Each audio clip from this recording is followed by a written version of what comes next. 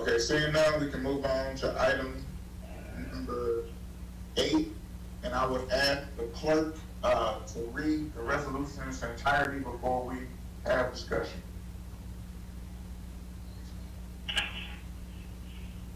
Okay.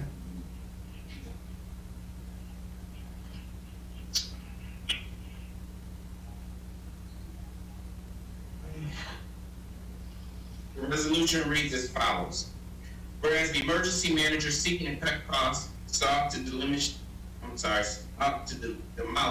the Phoenix Center, which triggered a lawsuit with Ottawa Powers, and whereas the city's legal department, after several unsuccessful appeals, advised the Pontiac City Council to enter into a settlement agreement with Ottawa Towers, and whereas the city of Pontiac entered into a settlement agreement with Ottawa Tower LLC and the North Bay Drywall Incorporated Profit Sharing Plan and Trust on November 1, 2018, and whereas the parties participated in mediation and agreed upon the material terms of the settlement of their disputes, and whereas in consideration of the immediate discharge of all liens and encumbrances on the Phoenix Center, the city was required to pay $3,500,000 upon execution of all settlement documents, in addition to $350,000 in full and final reimbursement for all attorney fees and costs. And whereas the section entitled Maintenance, Repair, and Improvements to the Phoenix Center and Tunnel, more specifically Section 6.2 of the settlement agreement, requires that in addition to the payments set forth in the agreement, the city shall pay up to $6 million over a 10-year period, beginning as the effective date of the agreement, for the maintenance and capital repair and improvements to the Phoenix Center necessary to bring and maintain the Phoenix Center into conformance with the requirements of the International Property Maintenance Code 2015 edition, as referenced in the Michigan Building Code and the Michigan Rehabilitation Code 2015 edition.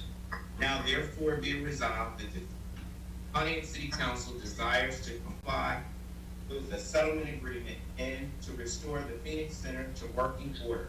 Be it further resolved that the Pontiac City Council, in satisfaction of the settlement agreement, as well as being good stewards and overseers of the funds of the city, hereby request a budget amendment that $7 million be taken from the General Fund 101 and allocated to the Phoenix Center 585-564-974.035 for parking structure repair.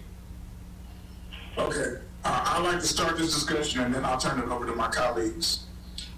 We had a finance subcommittee meeting last week, and I don't know who's talking. I'm gonna have to mute everybody before they continue, if they can't be quiet. So we had a finance subcommittee last week in which it was brought out that we have an unassigned fund balance of almost $13 million, which fund balance policy that says that we have to. And so there's almost $7.7 million that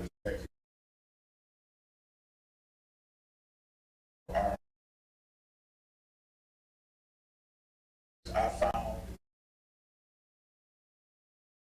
$6 million over 10 years. We've got various reports as this has been going on, and we have constantly been maligned in the press as city council people for agreeing to the settlement, which Councilman Pro Tem Carter and Councilwoman Miller did not agree to, but I believe that the settlement at the time was our best option. The settlement agreement itself is probably not in favor of the city in any shape, form, or fashion, but at this point it is what it is. And so to be good stewards, all of the people that I've talked to in my district who've reached out to me personally did not want to do bonding.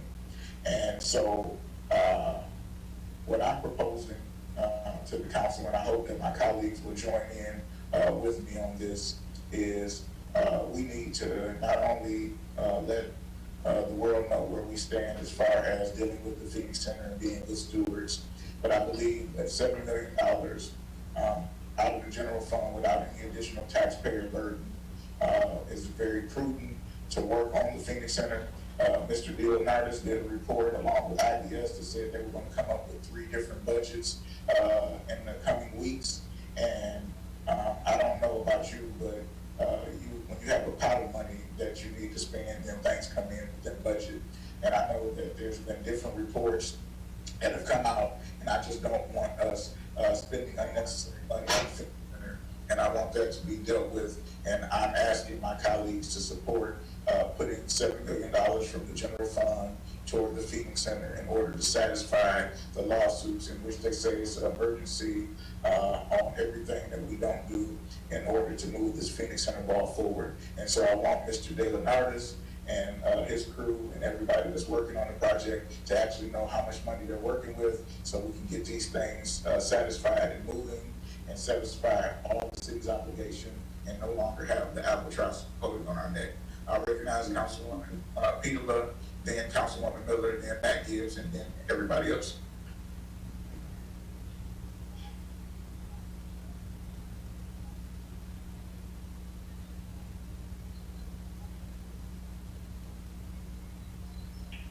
Councilwoman Peterla, you have to unmute yourself. Okay. There you go. Mr. President, I would like to ask Mr. Williams if he could explain to me, we are in the middle of COVID-19, which we have never been before. We have people that have not been working. Our source of income is income tax and also the taxes that the businesses pay. Is this going to affect us if we take the $7 million out? I have some concern because we are not going to be bringing in the money from the taxes with the COVID-19 and businesses being closed as well as people not working. In fact, we have lost quite a few people in the city, 20-some people. And they were all working individuals. So will this $7 million, if we use it for the Phoenix Plaza, not have any effect on this city in the future? Because this is cutting into the rainy day fund, and I really have some concerns about this.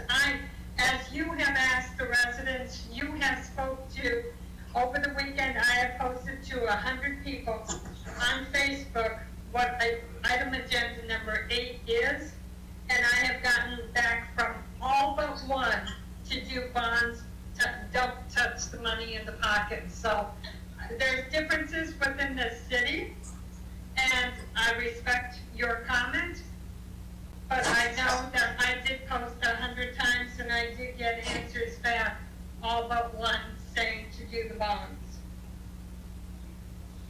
So can we ask Mr. Williams that question? Sure. I have several comments. The first comment is that the $7.7 million that Council President keeps referring to was our best guess estimate to the end of June. However, that estimate was done before COVID-19. We don't know what the impact on revenues is going to be, not only this year, but also next year. We already know for next year, the impact on our revenue is going to be a minimum of about $1.2 million. Okay, reduction in revenue next year, which we're going to have to find a way to make up. So, first of all, to say we have the 7.7, really an incorrect statement, because we really can't make that determination until the auditors are in, our external auditors do our year-end audit, and then we'll know exactly how much might be available to transfer. That was my first point. Thank you, sir. Okay. The second point is that even if we transfer this, I'm not going to go back and forth with numbers, but it's 13 million, 14 million, 16 million. The point is that if the $6 million, and through my discussions with Mr. Bound and with Matt and other people, we're not going to have sufficient funds with $6 million to work enough to take code. So where's the difference going to come from? So the total is 13 million, and we commit 7. Where's the other 6 going to come from? I can tell you we have no dollars available at all that can come out of our general fund. So it's going to have to come from some outside source. So to me, by taking $7 million and putting aside now, and maybe not being able to complete the project, would be a waste of time to do it. And we should wait until we have a more certain number. Now, we're supposed to get a number in the next, Matt, is it 10 days from IDS regarding what that final number is going to be? Why don't we wait until we see what the number is gonna be. We'll know what the total cost is gonna be at that point, and then we can make an intelligent determination at that point in time. Okay, Attorney Sharp and Councilwoman Miller. Mr. President, again, I think that you guys have discussed this ad nauseum. The numbers, it's just interesting to hear that they just completely just keep changing. We've gone from 19 to 16 to 13 now. In 10 days, it's going to be another number. You had the subcommittee meeting, and you were told that at $7 million, it would not affect anything if you were to use those funds. So I would suggest that if council is inclined, this is a better option. Again, the settlement agreement specifically states $6 million over 10 years. 10 years. That is the only dollar figure that is required in this agreement. And that's over a 10-year period. Thank you. Okay, Councilwoman Miller, then Mr. Gill, and then. Okay. Thank you, Mr. President. Can you hear me? Yes. Okay. It's ironic that is true, pretty sharp. I noticed that the figures keep jumping around. And see, this time, that's why I like black and white paper. It was stated on, in my, my agenda about 2 weeks ago, and I looked at that figure, I said, okay, $6 million. I think, and I'm talking to my residents right now, I'm going to do everything I can to stay out of your pocket with that Phoenix Center. I think it's more than reason to vote for the $7 million because we don't know the outcome of the economy and to take this off the taxpayers. Because I think some people are worried about what's going to happen with the Phoenix Center. Are we going to be charged more and more money as the day goes on? The numbers jump from 1, now we need to wait 3 more days. I think that this will be probably the most important vote I think for 5, is to get this building off of the citizens District 5. Because if you watch this, I'm sure you looked at the council over the last year, the numbers never add up. They just keep jumping to 1. Why would I embark on something, put something into something, and you don't know the outcome of it? We haven't found a buyer for the Phoenix Center. We haven't been able to do anything. We've been going back and forth. And I'm sure the citizens are tired of it. It's a debt that they have to incur. Why not pay the debt off the top, get them out of it? As I say that, I will repeat. This is probably one of the most important votes I'll take on this council, is this Phoenix Center is not forced to put the bond issue on the citizens. Thank you, Mr. President. All right, Mr. Gill? Thank you, Council President. I'm going to share a short presentation so that we can try to create some clarity. One is, when I started on behalf of the city about 9 weeks ago, up until that point, everything within the Phoenix Center was somewhat estimation and conjecture. This council was wise enough to move forward with the architectural and engineering services, bring in IDS and work with AUK that allowed us to accelerate in the last 8 weeks program where we had the ability to refine down to the lowest possible cost factor, the staging, as you see, very articulate, Council President, of the 3 phases that would happen within the way that the settlement agreement is enacted. But I have to really point this out for the Council, Council President, is that there is 2 areas that the city is obligated to in the settlement agreement. Exhibit 2 of the document guides back to the obligation. This council is correct, you're correct. There is a provision that says up to $6 million to do maintenance and improvements necessary to bring the Phoenix Center to conform to the code over its period. The Exhibit 2 is very, very clear. The settlement agreement is very, very clear that the city must also commit all necessary electrical, lighting, elevator, and serious structural repairs. That is an additional obligation. It's not a continuation of code maintenance. It's an additional obligation. These are separate and binding obligations, and I must implore this council again. I haven't been part of the past. I don't know what was said in the past. Part of the reason that I was engaged with this good city was to attempt to solve this problem going forward. And I must implore that there's 2 different obligations. That second obligation is what commits all of this work under the settlement agreement. The structural repairs, the mechanical repairs, the electrical. The court is very, very clear. The settlement agreement is very, very clear that this is not part of that up to $6 million figure. all of this additional work is required work under the settlement agreement. And I'm putting my 30 years of legal experience on that, as well as being at the county when all of this was being pushed forward. There's two approaches that this council has to face. When you combine both obligations under this agreement, if the city just does the base core obligations, meaning only the up to $6 million in the structural costs, the estimate is $14.6 million. That number may come in far less, and I agree with you, Council President, we want to use numbers that commit the city to the lowest possible dollar amount to complete this work. But there's no avoiding that the settlement agreement has two components of obligation. That is very clear. I can't stress it enough that it's very clear. If we add in base amphitheater repairs, now I'm not talking about ramps and renderings and new lights and concerts and all those other things. I'm talking about repairs that are necessary in drainage, to the canopy and some of the other things. The cost estimates that were presented in October of 2018 were $16.5 million. I've gone through these numbers with my 20 plus years of experience of being an attorney in development work.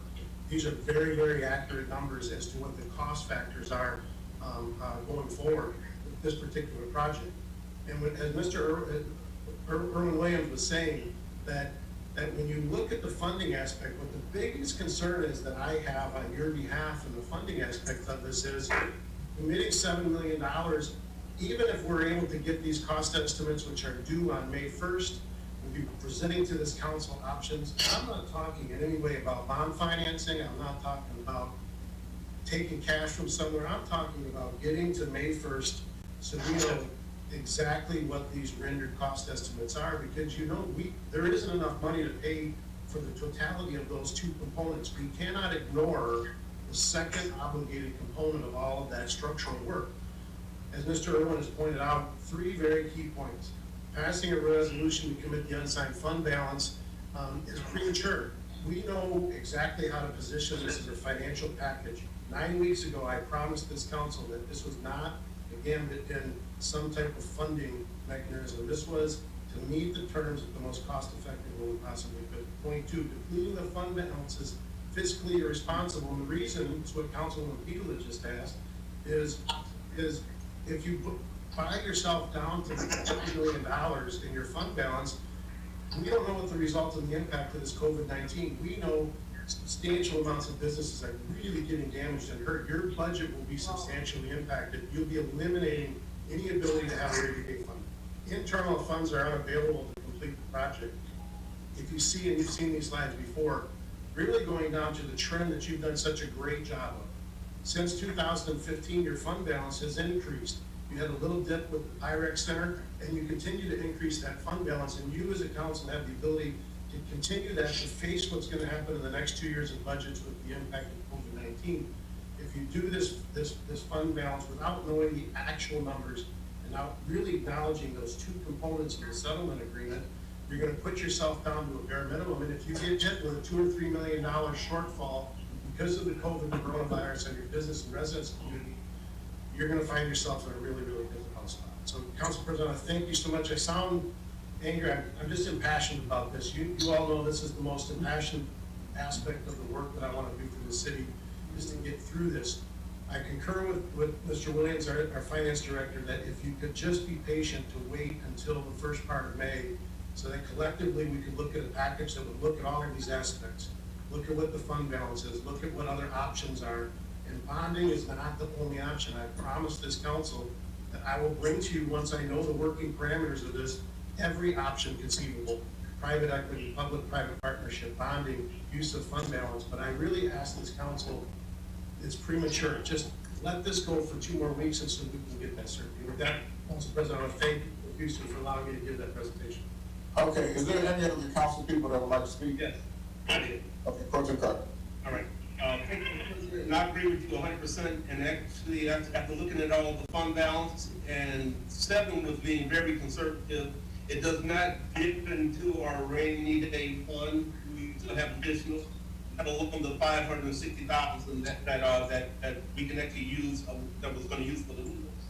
I think it's necessary for the council to stand up and quit being pumped over by all these assessments that are coming up that are not real.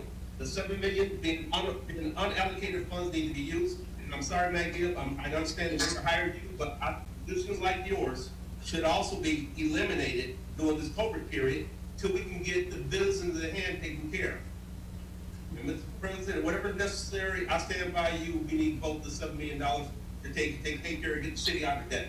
Thank you. Okay, Councilwoman Martin? I'm listening to all of this. I have no problem with the resolution that is before us, but my thing is, if we wait, and because in all our finance subcommittee meetings, the numbers are constantly changing. They give us one thing at the end is that we got this much money, and now today you're telling me you're not for certain. You're not even sure it's going to continue. The William International is not going anywhere. M1 Conference is not going anywhere, and the workforce will be coming back, and we're not going to lose that much money going on for 2020 budget fiscal year. But if it will take them 2 weeks for them to give us something, I have no problem, but I am in a hurry. Well, this is my question to you, Councilwoman Ward, just on that point. Earlier in this meeting, they told us that a 1 week delay in the wind power washing of the Phoenix Center will put us in default. Yeah, okay. That everything is an emergency when it comes to the Phoenix Center.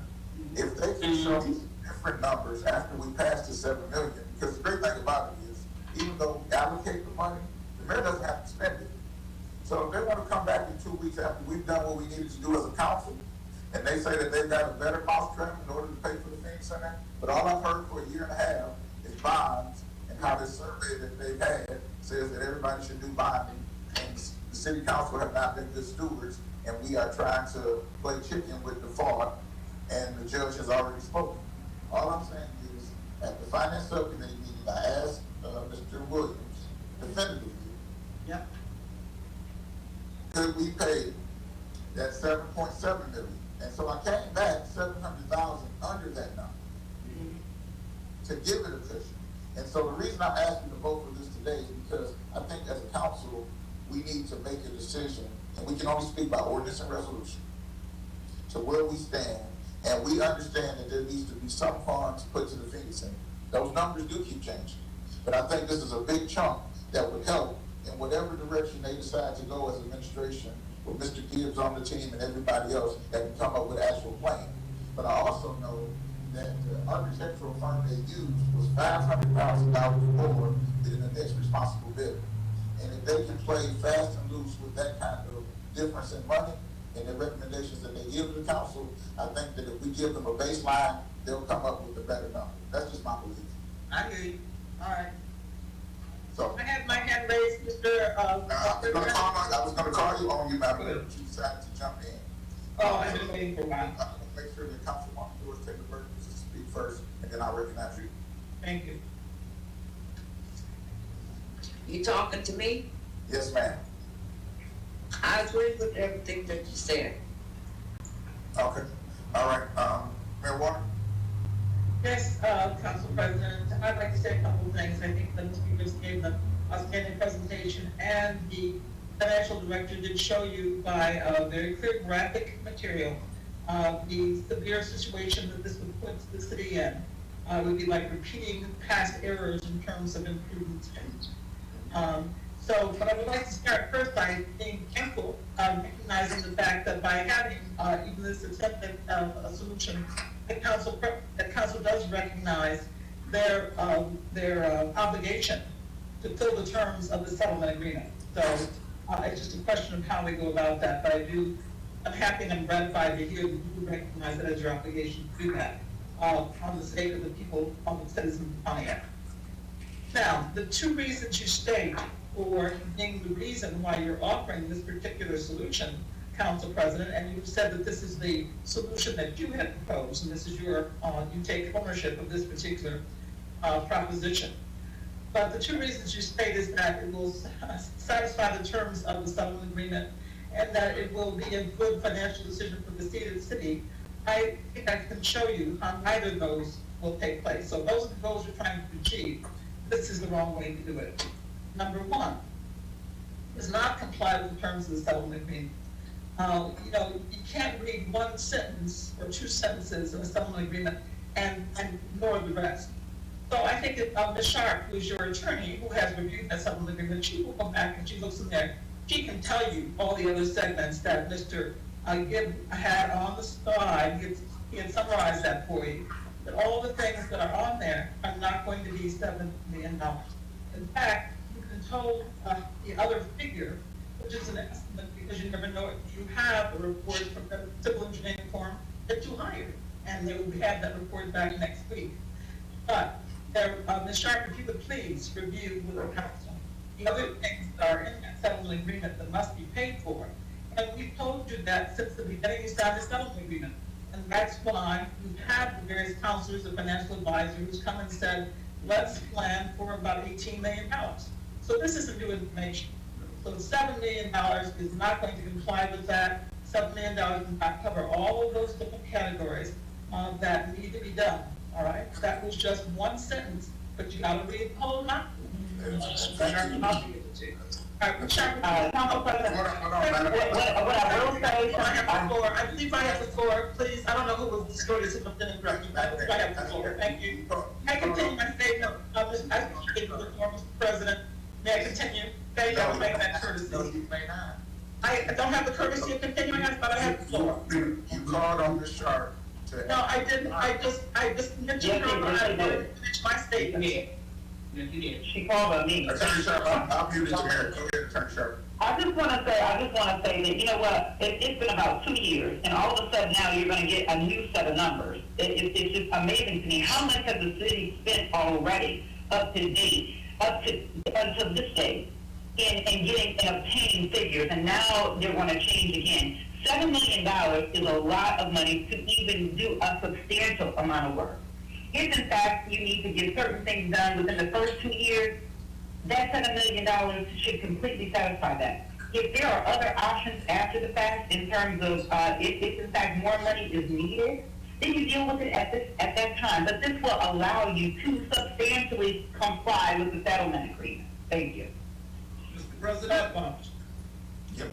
So, I just want to read one thing really quickly, and then I'll read, because the mayor alluded to me not reading the settlement agreement. So, I just want to do this, and then we can move on, and I'll call on you, Pro Tem Carter. I just want to read a sentence that's in the actual settlement agreement document. The maintenance and repair, section 6.2, that also mentions $6.2 billion. It says, only the portions of the work that are improvements may be paid for with the bond proceeds. So I just wanted to put that out there. They've been talking about this $19 billion in bonding. I don't know how they paid for the general work out of the bonding of the Phoenix Center anyway. But I just want to put that as if people want to bring things to clarity or whatever. And for next week, you guys can add that to the agenda to talk about, or maybe send me a memorandum of understanding. But I recognize Pro Tem Carter. President, can I speak? Actually, Mr. President, And then Attorney Chill. Go ahead. actually, I was in total agreement with what you're saying in the maintenance repair section of 6.2. That only the improvements may be paid with bonds, everything else has to be paid with cash out of our funds. And that's why the total agreement to utilize the $7 million, actually better, but I appreciate $7 million, 6.2, to pay for the work we need done. Anything else will be paid for with bond proceeds. Thank you. That's what indeed. Okay, Attorney Chill, and then we're gonna move on. Thank you. Council President, that portion of the settlement agreement I'm very familiar with. It 6.2 separates or makes a distinction between maintenance and capital improvements. And so when it references improvements, it's referencing those capital improvements. And the reason for that is the laws that apply to bonds is that you can't use a bond that has to be paid over 20 years on something that has less of a useful life than those 20 years, for example. And that's the distinction. But I would really note, as Mr. Gibb referenced Exhibit 2, that's where it notes and references back to the $6 million, and then also says, however, notwithstanding, the city is obligated to make those improvements to ensure that it is moved up to the Property Maintenance Code 2015 edition. And so those are separate and distinct, as he put in that very clear graph. And so I think that if Ms. Sharp does go back, she will be able to find that separate obligation. And the other thing that I would just reference is one of the things when she said substantial, $7 million may allow substantial compliance. But another term for substantial compliance is still the breach of the agreement, because substantial isn't complete. And my real concern is if we spend that $7 million and we still have, say, $10 million to go, at that point, we've depleted that fund that, as Mr. Leffler explained to us, was one of the primary drivers for us to potentially get a AA bond rating, so that when we went out to get potential funding to do the whole job that we agreed to, we could get it at a very favorable rate. And so these pieces are all very complex, and we really need to think about getting all the way to the end. It's not substantial compliance, but rather is completing our whole obligation under that agreement. Thank you. Okay, I would just like to say that he said complete entire agreement, substantial performance negates breach. It will not be a breach if you substantially perform and substantially comply. Thank you. Okay, thank you, Attorney Starr. I don't want to belabor this point anymore. I just want to put this very succinctly. Right now, there are $0 allocated for the FEMA Center. I am attempting, and hopefully with the help of my colleagues, to put $7 million toward the FEMA Center. And so, okay, so we would have to suspend the rules if there's a vote. What's the pleasure of the council? President, section 106. Mr. President, excuse me, Mr. President, This hasn't been published. I have raised, I'm recognizing the clerk, because we already have a motion on the floor. my hand is raised to speak. Madam Mayor. Thank you, Mr. Hey, President. I would have to mute everybody if you guys will not comply. Thank you. Mr. Dewitt. Thank you, Mr. President. I do have to bring to your attention, it was published in the paper, but it won't be a week. You will not be able to vote on this item until next week. So Okay. it's published, so you cannot take action on this item tonight. Okay. Thank you. So we'll move I have my on. hand raised. We'll move on to next week. Thank My hand is raised, Mr. Sharp. My hand is raised. You are out of order. You are out of order. Thank you. Okay, what's the next item, Mr. Clerk? Next item on the agenda. Number 9. Number 9, adoption of an ordinance, the City of Pontiac tax exemption ordinance for Glenwood Senior Apartments located at 191 North Glenwood Avenue. Parcel number. Okay. Attorney Sharp, I know you and Mr. Gibbs worked on the pilot agreement. Is everything in order? So, yes, it was, we worked on the pilot agreement. I just want to, we worked out basically all of the things that were discussed. I just want to bring to your attention, and this is just for FYI, a provision that was added to the agreement, which is above paragraph 2, which says payment in lieu of property taxes.